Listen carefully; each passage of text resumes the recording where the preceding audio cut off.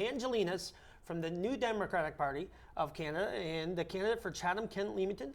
Thank you for hanging out, Dan. Well, thank you for inviting me. Okay, now tell us a little bit about yourself.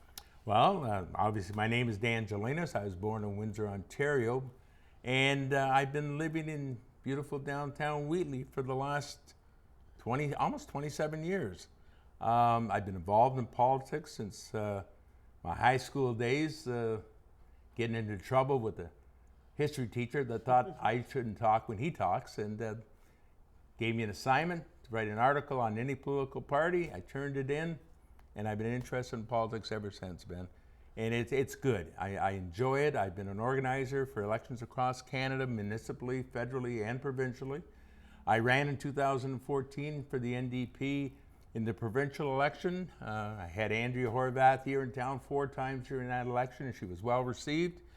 And because of that, and because of the good people I had working with me, I only lost by 2,516 votes against Mr. Nichols. And I think that, for a New Democrat, that was good numbers, and we had a good time. So we're building up the riding. We're trying to make it better. So that's what I've been doing. I worked in the automobile industry for 42 years and retired and dedicated more time to politics. All right, let's get to the questions. Sure. Okay, local businesses have taken a huge hit over the last year and a half because of the pandemic. Yes. How will you support the economy, both locally and beyond? Well, I think to have a good economy, you need small businesses to begin with. But to get people to invest in this area, and it's not just Chatham, we're talking Leamington, Stony Point, all the way down to Pelee Island and all the way out to Moravian Town.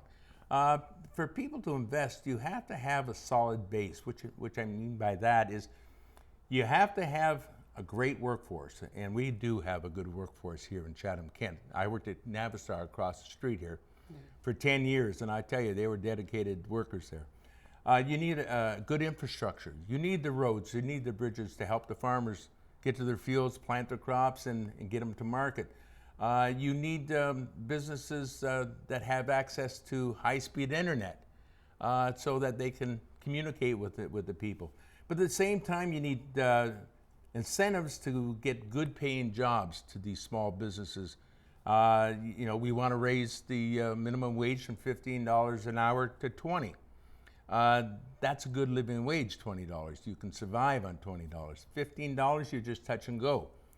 So we would do everything we possibly can to help the communities out financially from the federal government to put incentives in there to get people back to work and to get investment coming back or coming to our community. Okay. Now, keeping with the pandemic, the issue of vaccinations has become quite polarizing.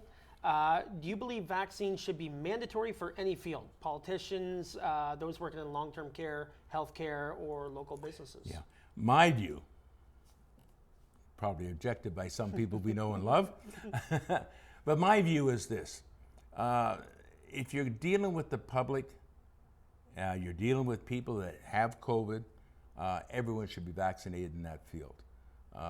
If you're working side by side with people, I believe the vaccination and the 2 shots is important. We have differences of opinions, Ben, but I think that's what has to take place. Vaccines can help prevent it. Not saying it's going to prevent it, but it's going to help prevent it, and it's also going to prevent the dying of people in hospitals. If you're vaccinated, you get sick, you could end up in a hospital, but the rate of death is very low. So that's my opinion on it. Okay. The discovery of unmarked graves and the horrors of Canada's residential school system have been thrust into the spotlight over the last few months. How are you personally and your party as a whole working toward reconciliation with our Indigenous peoples? Well, let me start off the unmarked graves that we found, okay, or they found, is a result of conversion therapy. In the West, or when they had these homes, it was a form of conversion therapy where they were going to take the Indigenous children away from their families and try to convince them that they should be more like white Canadians. Lose your heritage, lose your, all the culture that you had, And it's happening right now here with conversion therapy for the LGBTQ community. The Conservatives voted against conversion therapy when it was brought to a vote in the House of Commons. They said, oh, we want to keep it going. Our sitting member right here for the Conservative Party, and next door, Mr. Lewis, 62 members of the Conservative Party voted to keep conversion therapy going. And I mean, it's barbaric. It's barbaric to take kids away from their families and put them in a classroom environment and try and tell them that, you weren't born like this, you just took a choice. That's phony. That is phony. You're born the way you're born. And that's my answer to conversion therapy. Now let's get into reconciliation. Truth and reconciliation is very important. We have to help our Indigenous community. We have to supply better housing, better Medicare, farmer care, medical care from the head to your feet is what we're looking at in the New Democratic Party. We also have to have better access to education, better access to jobs. But we have to work within the community that we're dealing with. We just can't walk into the Indigenous community and say, hey, we're here to make you better. No, we got to sit down with these people and ask them, what do you think is best for your people here in Canada, and what can we do to help you? So you have to work with these people. You have to take them on board and listen to what they have to say and react to what they have to say. So that's how you make it better, in my opinion. Okay. The environment has been a hot topic in Chatham-Kent this summer with a conversation around woodlot preservation, not to mention flooding of our local waterways and shoreline erosion. What do you see as the most important next step in preserving our environment? Wow. Oh, well, let's talk about what's happening down Highway 3. The road has been washed out in almost 2.5 years now, and nothing's been done because the federal government and the provincial governments can't come together, to get somebody out there to try and fix it. That has to be taken care of. Woodlots. Boy, I'm caught between a rock and a hard place on that one. Farmers need their land to produce food to feed us. That's a requirement. So what they do is if they got a field, they got to take trees out. Trees are so important for our environment because what it does, it catches the rain and you don't have flash floods. You don't have water washing away the fields. You need trees too. So there has to be a happy medium. So these two groups, they'll sit down and talk, but they don't say nothing because I'm not going to do what you want us to do and you're not going to do what I want you to do. So they have to sit down and look at the situation and act like adults and find a common ground where both sides win. So. Okay. The need for affordable housing has never been greater, especially at a time when the real estate market is going through the roof. How will you ensure everyone in Canada is able to be safely housed and home ownership remains an achievable goal? Well, we plan over the next 10 years to build 500,000 homes and to also build rental space, affordable homes and affordable rental space. We plan on doing that. We're going to give $5,000 to first-time renters to help pay for the rent. I know there people have not paid their rent for a while because they don't have the monies coming in, so we got to help them out. We have to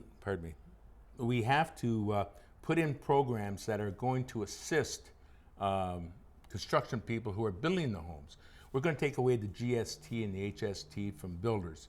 If they're building, affordable houses across Canada, we'll take that away to help them move along. We also have to look at the amount of money, that's being invested in this area and across Canada by offshore investors. What they do is they come in, they find an apartment building, they do a little touch-up to make it look pretty, and then they sell it, turn it over, and make a huge profit, and they take all that money and they go back to where they come from. I mean, that should stay in here. And at the same time, not paying the taxes they should be. So we have to control the loopholes for taxes. We have to control the multi-billionaires and the big corporations who take their profits and stick it in offshore bank accounts, whether in the Caribbean or over in Europe or other places. And we have to tax the people on that. So if we could change the loopholes, stop offshore money going to accounts, we could probably bring in anywhere between $600 to $700 million a year from the taxes, and that would be put back into the community to better the community. So. Right. Okay, so we don't got much time left. Okay. So we're going to combine the last question with your closing remarks. Okay, go ahead. And being in office requires collaboration. What is your current relationship with municipal and provincial representatives in your riding, and how do you plan to bridge the divide between party loyalties among your constituents once elected? And we got 1 minute, and add your closing remarks in there if you can. Well, divisiveness does not belong here in Chatham-Kent-Leamington. We have to work together. I ran in 14, and the 3 other candidates I ran against were all friends. You know, Rick Nichols was on one side of the political spectrum, and I was on the other.